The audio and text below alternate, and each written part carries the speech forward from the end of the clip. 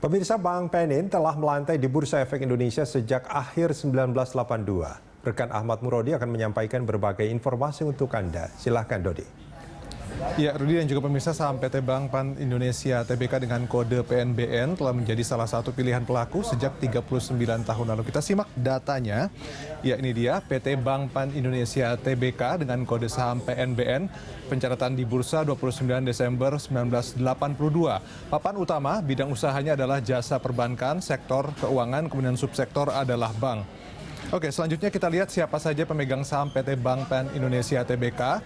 Pemegang saham mayoritas adalah PT Panin Financial Tbk, 11,09 miliar lembar saham atau 46,04%. Kemudian ada Votrain Pty Ltd, ini 38,82%. Dan terakhir dimiliki juga oleh publik sebanyak 15,14%. Kita juga bisa melihat ini adalah pergerakan nilai saham PNBN di tahun ini.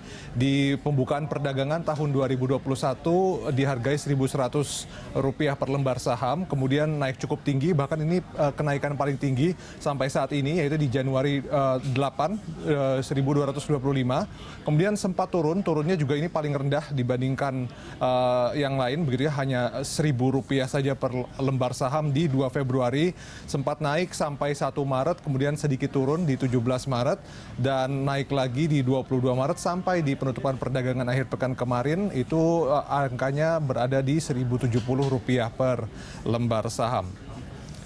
Ya, demikian Rudi informasi yang dapat saya sampaikan, kembali ke Anda. Baik, terima kasih Ahmad Murodi dan pemirsa. Dialog kita lanjutkan kembali masih bersama Fendi Susianto, CEO dari Finvestful Consulting. Mas Fendi. Halo. Ya, Mas Fendi, ini kalau kita memperhatikan grafik yang tadi atau kurva yang tadi disajikan rekan Ahmad Murodi, kita melihat bahwa pergerakan saham Bank Penin itu ini memang seperti ini ya, berbukit-bukit gitu ya, dan ada lembahnya. Nah, kita lihat di Februari itu turun sampai 1.000 di awal Februari, tapi di awal Maret, di 1 Maret itu bisa melonjak sampai 1.220, dan terakhir itu di 1.070. Bagaimana Anda membaca kurva ini, Mas Fendi? Ya, kita melihat untuk membacanya, kita window-nya agak lebar sedikit ya, sebelum COVID, kemudian pada saat COVID, dan setelah itu, saat recovery. Kalau kita melihat sebelum COVID, sebenarnya harga saham Penin Bank ini sudah mencapai level 1.400 ya. Kemudian pada saat the lowest-nya pada saat terjadi COVID ya, di Indonesia terutama, di bulan akhir Maret ya, harga saham Bank Panin mencapai level 600 sampai Rp650. Kemudian mengalami peningkatan hingga pada level tertingginya tadi sampaikan 1.250. Kemudian saat ini konsolidasi mengalami koreksi lagi pada kisaran 1.000 sampai dengan 1.100. Kalau kita melihat, ini kita lihat fase sekarang sedang mengalami fase konsolidasi pada rentang yang relatif sempit ya.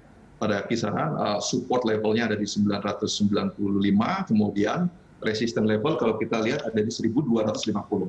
Jadi level tertinggi itu sekaligus menjadi resisten level cukup kuat.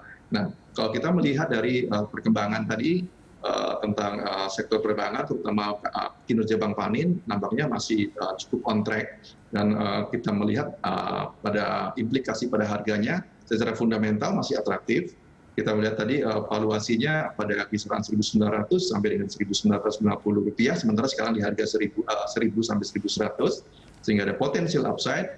Dan kalau kita lihat dari price to book value juga masih relatif rendah atau relatif murah ya, pada kisaran 0,5 sampai 0,6 kali price to book value di perdagangan saat ini. Sehingga kalau kita melihat akan berada perdagangan pada rentang sempit di kisaran tadi ya, support resisten 995 sampai dengan 1.250. Oke.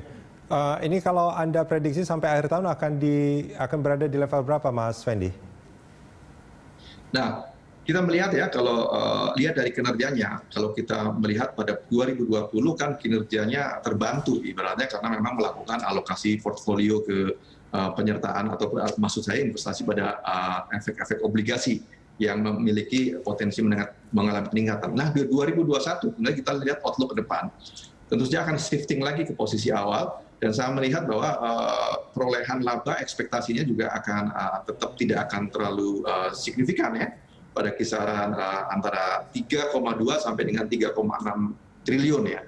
Sehingga ini membuat bahwa nampaknya dari sisi pergerakan juga tidak akan terlalu besar lebar, apalagi terkenal Bank BNI itu bank yang konservatif ya. Artinya memang sangat hati-hati, kemudian juga tetap menjalankan bisnisnya dengan cukup baik, sehingga rentang sempit inilah yang akan terjadi menurut saya sepanjang tahun ya, di kisaran 995 sampai dengan 1.250 rupiah.